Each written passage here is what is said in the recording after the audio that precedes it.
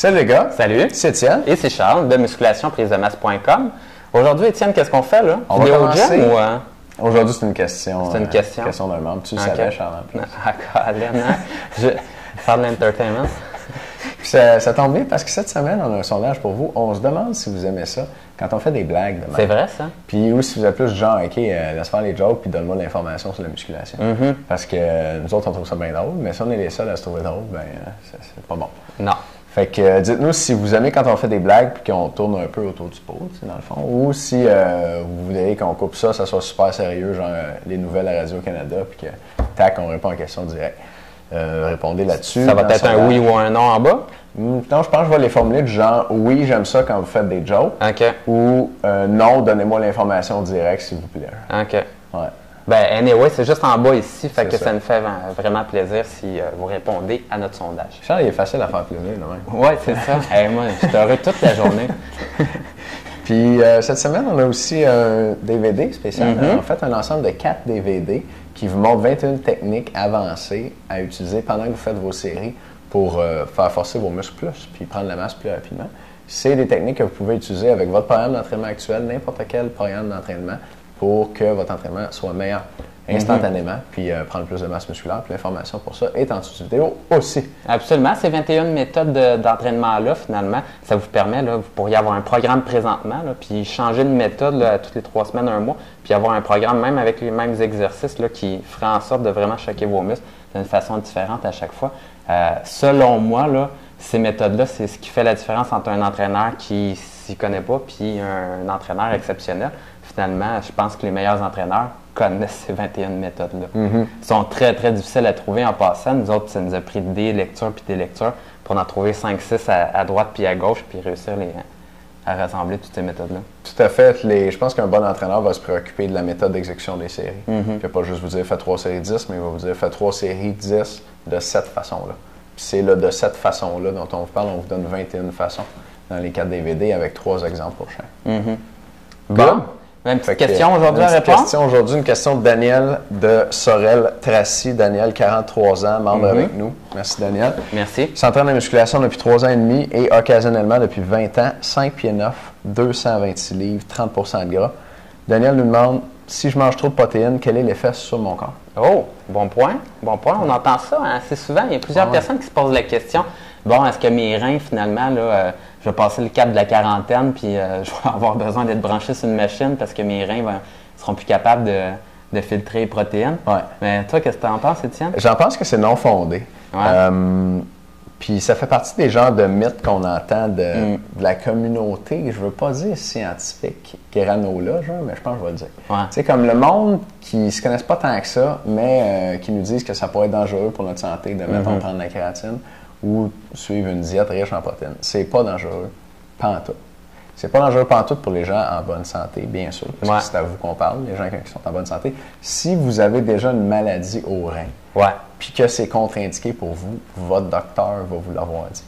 Mais quelqu'un qui est en bonne santé, spécialement un jeune homme, là, 20, 30 ans, même dans la quarantaine, cinquantaine, c'est pas grave, mais spécialement quelqu'un de 20, 30 ans en bonne santé, de manger une diète riche en protéines, ce n'est pas dangereux pour la santé du tout. On n'a aucune étude qui montre qu'il y a un apport qui serait dangereux. Ouais. Tout ce qu'il y a dans la littérature, c'est des études de cas. Ça veut dire qu'il y a un médecin quelque part une fois qu'il y a eu un patient qui a eu un problème au rein parce qu'il mangeait beaucoup de protéines. Ou en fait, c'est même pas ça. Son patient a eu des problèmes au rein, puis son patient il a dit qu'il mangeait beaucoup de protéines. Mais c'est pas clair que c'est parce qu'il mangeait des protéines qu'il a eu des problèmes au rein. Puis ça, c'était toujours dans des cas où il y avait un problème au rein préexistant. Fait que j'avais un patient, mettons, qui a un problème avec un rein, puis là, il vient me voir, puis là, son problème s'est aggravé, puis il me dit qu'il mangeait une diète riche en protéines. J'envoie ça dans un périodique scientifique, ça s'appelle une étude de cas. Puis là, il y a du monde qui reprennent ça à droite et à gauche, puis qui capotent parce qu'ils disent que, oh mon Dieu, mais quelqu'un qui est en bonne santé, qui va manger beaucoup de protéines, il va y arriver la même affaire. Ça n'a pas de bon sens, c'est vraiment bidon.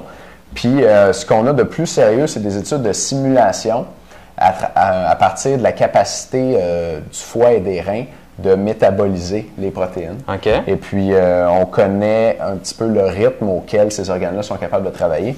Puis, les gens qui ont fait cette étude-là, puis je n'ai pas les chiffres exacts en tête, je vais essayer de les retrouver dans le texte en dessous de vidéo, mais ils nous sortaient quelque chose comme des apports de 400 à 500 grammes de protéines par jour pour un homme de taille moyenne. Ouais. C'est énorme, là, 500 grammes. Si vous pesez 200 livres, nous, on vous recommande de manger 210 grammes de protéines par jour. Fait que manger 500 grammes de protéines, là, avec des aliments, c'est presque impossible. Il faudrait pratiquement juste manger ça dans votre journée. Toute la journée. Vous allez manger genre 15 poulets entiers. C'est clair. Ça fait beaucoup de protéines, mais c'est pas réaliste. Là. Fait que c'est sûr qu'avec un apport comme ça, on peut penser que les organes ne sont pas capables de le prendre, là, mais on n'est pas conçu pour manger 15 poulets par jour à tous les jours. Ouais, moi, la seule recommandation que j'avais vue, c'est que les personnes qui leur manquent un rein, de manger moins de protéines. Mais bon, vous devriez le savoir si vous en manquez un, j'espère pour vous autres. Puis l'autre chose, c'est, posez-vous la question, dans le fond, il y a d'ici, dans le fond, juste une centaine d'années, l'être humain mangeait quand même pas mal de protéines. Là. On mangeait beaucoup de sources animales, dans le fond, nos calories. Puis si on retourne à l'époque, finalement, qu'on habitait dans les cavernes, l'homme des cavernes mangeait énormément de protéines, avec des végétaux également, mais beaucoup de protéines. Donc, ces personnes-là ont réussi à survivre. Hein. J'imagine, si on est encore là. Oui, c'est ça. Ouais. Puis, donc, qu'est-ce qui va se passer si vous mangez trop de protéines? OK, Daniel nous demande, si je mange trop de protéines, quel est l'effet sur mon corps? Bien, ça dépend de ton apport énergétique total, Daniel. Si tu as un bilan énergétique positif, puis effectivement, si tu manges énormément de protéines, ça va contribuer à ton bilan énergétique positif parce qu'un gramme de protéines, ça fournit approximativement 4 calories par gramme.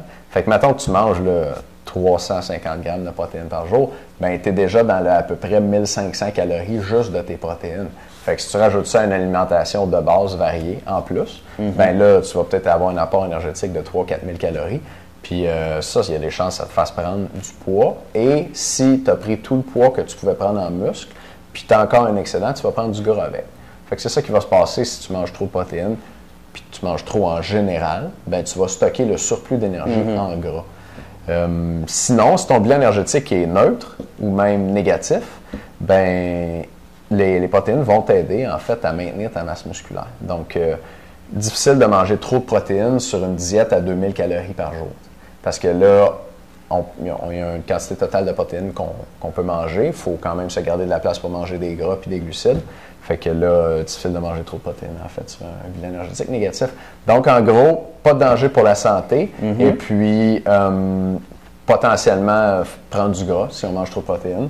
Mais il faut le voir dans le cadre des apports totaux dans la journée, puis pas regarder juste l'apport en protéines. Absolument. Mais merci de nous avoir regardé aujourd'hui. On a un sondage en bas et on a également Blackjack. Donc, allez voir ça. Le lien est en bas du vidéo. Merci de nous écouter. À demain. Salut.